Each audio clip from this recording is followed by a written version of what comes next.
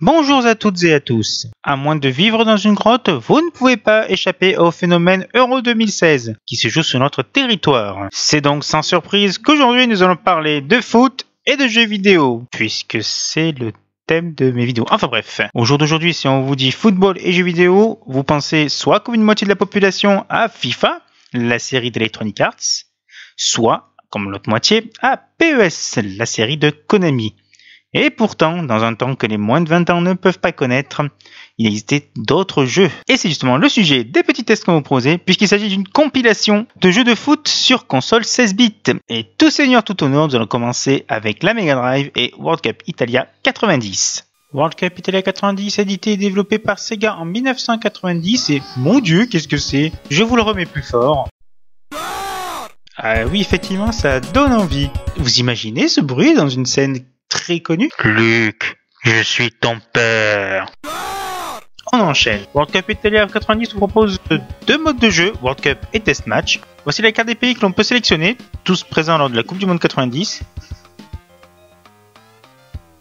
Alors oui, c'est dessiné grossièrement, pas beaucoup de choix, mais bon. Ça fait toujours 24 pays. Bon, allez, on va prendre la France. Voilà, vous avez un semblant de stratégie, à savoir que vous devez sélectionner les joueurs qui vont jouer. Mais bon, ça sert strictement à rien, puisqu'il n'y a pas de blessés, pas de remplacement. Enfin bref.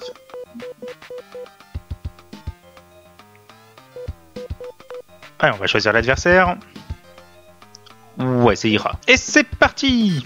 Bon, déjà, première remarque, c'est pas très joli. La vue de dessus, donc, n'est pas vraiment adaptée pour les jeux de foot. Il y a quand même moyen de le rendre un petit peu plus joli. Deuxième constat, il n'y a pas d'arbitre. Oui, vous pouvez tacler comme un bulldozer.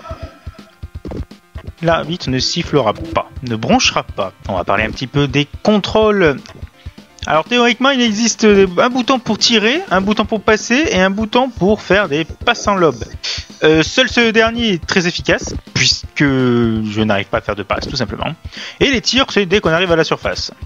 Bref, côté stratégie, on peut repasser. Admirez la superbe frappe. Ah mais c'est ça qui dit. Ok. Bon, autre petit défaut du jeu, le changement de joueur. En effet, si vous voulez contrôler un autre joueur, il faut que le personnage que vous contrôlez sorte de l'écran.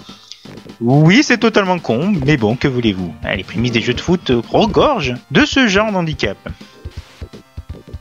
Allez, dernière petite chose, la taille des poteaux. Oui, ça a beau l'air d'avoir la taille d'un pixel.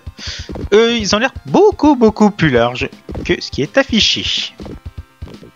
Non mais comment ça a pu rebondir sur le poteau? Bref, malgré la petite musique entraînante du match, c'est un petit peu le point positif du jeu. Bon, le Capital 90 n'est pas franchement une grande réussite. Toutefois, il est pas trop compliqué, ce qui permet de passer un petit moment. Magnifique étoile de victoire. Bon allez, on passe à la suite. Super Soccer sur Super Nintendo. Sympa l'intro. Super Soccer sorti en 92 sur Super NES, développé par Human Entertainment et édité par Nintendo. Pour commencer la partie, nous avons le choix exhibition ou tournament, puis ensuite un simple jeu ou que les pénaltys. On choisit l'adversaire, puis les équipes au nombre incroyable de 16. Oui, Super Soccer fait l'exploit de choisir moins d'équipes que World Cup Italia 90. Bon allez, on va prendre l'Argentine face à l'équipe la plus faible. Par contre, on a bien un vrai choix tactique entre la disposition et le choix des joueurs. On choisit la durée de la mi-temps et c'est parti. Et là, je m'arrête de suite. Qu'est-ce que c'est que cette vue? Non mais sérieusement, c'est injouable pour un jeu de foot. Voilà, je viens à peine de commencer le match depuis 12 secondes et je me suis pris un but. Et c'est pas la fin de mon calvaire. Pour revenir au jeu, donc, graphiquement, c'est plus joli que World Cup Italia 90, certes, mais cette vue.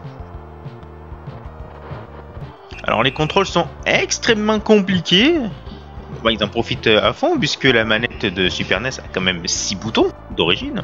Alors ici, il y a donc des boutons pour tirer loin, pour tirer court, pour passer loin, pour passer court. Et également le choix du joueur à qui faire la passe. Oui, c'est assez complexe. Ici, c'est pas le joueur le plus proche qui reçoit la balle, mais c'est celui qu'on a désigné. Celui avec la petite flèche sur la tête. Bon, petit point positif par rapport au Capital 90, l'arbitre existe. Oui, il peut siffler, mettre des cartons. Mais je crois qu'il n'a qu'une seule couleur de carton dans la poche, puisque les seules parties que j'ai faites, j'ai eu droit au rouge direct, aussi bien pour l'adversaire que pour moi. Alors ensuite, encore un petit défaut que je trouve au jeu, c'est peut-être juste une sensation, mais le gardien dégage beaucoup plus loin quand on tire en diagonale que quand on tire tout droit. Oui, pourquoi pas. Une autre idée qui je trouve sans le pâté, c'est que lorsque vous défendez, vous contrôlez 2 joueurs en même temps. Oui, c'est totalement con, je trouve, mais bon. Un petit mot sur la bande son, car lors du match, il y a bien de la musique, et même 2, ce que j'ai remarqué lors du montage. La musique de la première mi-temps. Et la musique de la deuxième mi-temps.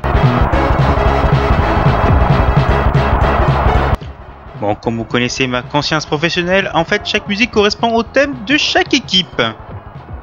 Toujours bon à savoir. Bon, petit bilan donc de Super Soccer sur Super NES.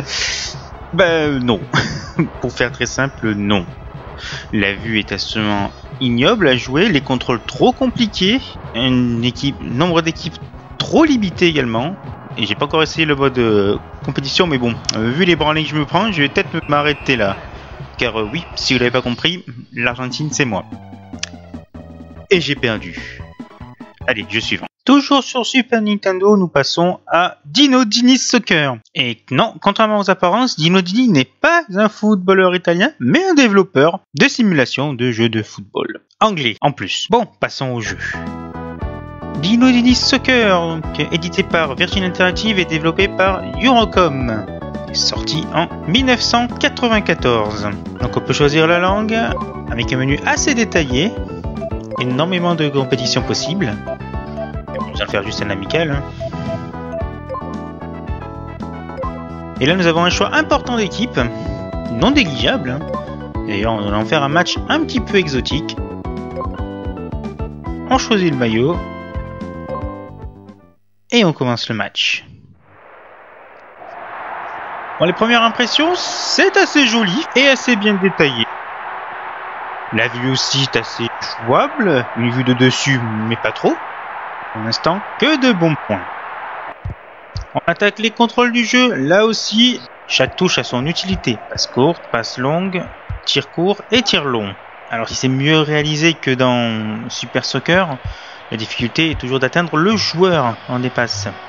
Après, la maniabilité est assez sympathique. Cela dépend bien sûr du niveau de difficulté. Au niveau novice, vous avez le ballon qui colle au pied. Et au niveau expert, on peut appeler ça comme ça, il faut éviter de faire des mouvements brusques, comme dans la réalité. Petite chose sympathique, lors des coups francs, on peut déterminer la trajectoire du ballon, plus ou moins en hauteur, plus ou moins en profondeur. Petite nouveauté par rapport aux autres jeux. Bien évidemment, qui dit coup franc dit arbitre. Et d'ailleurs, l'arbitre fait un bruit chelou quand il cherche un carton. On dirait qu'il a plein de petits jouets en plastique dans sa poche.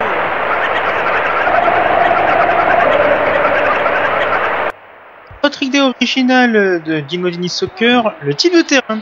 Oui, contrairement aux autres jeux où on joue sur une pelouse verte parfaite, ici on peut jouer sur un terrain donc, classique, boueux, ou, comme sur l'écran, enneigé.